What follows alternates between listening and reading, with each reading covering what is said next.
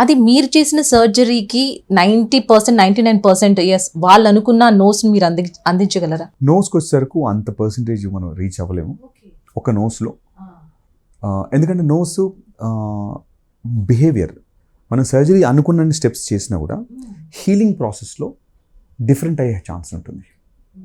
Cartilage కొంత మనం ఎగ్జాక్ట్గా మనం బిహేవ్ చేసినట్టు చేయలేకపోవచ్చు. సేమ్ అదే 70-80% కనుక మ్యాచ్ చేయగలిగితే మన patient expectations, it's a very good result. How many appreciations you got from that sir?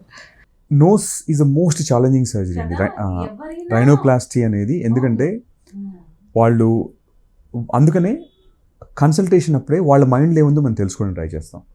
Unless I understand what is there in mind, I can tell how much I can reach there. మీ మైండ్లో ఒక figure ఉంది, ఒక మైండ్లో ఒక X number ఉంది.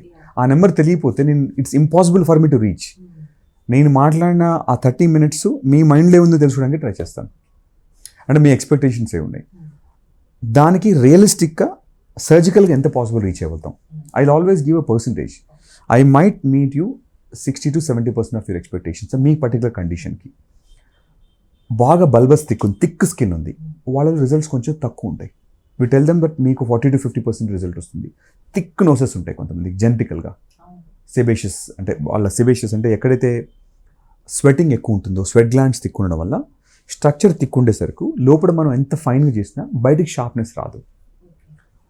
Thin skin ఉందనుకోండి, స్పెషల్గా కాకేషియన్స్ అంటే వెస్ట్రన్ కంట్రీలో షార్ప్ నోస్ ఉంటుంది. రష్యన్స్ చూస్తే ఇట్లా గీసినట్టు ఉంటుంది, because of the thin skin.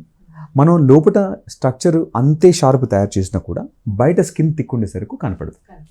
So అందుకనే ఆ స్కిన్ థిక్ టెక్స్చర్ని బట్టి, వాళ్ళ ప్రిపరేషన్ బట్టి will give them certain basic realistic expectations.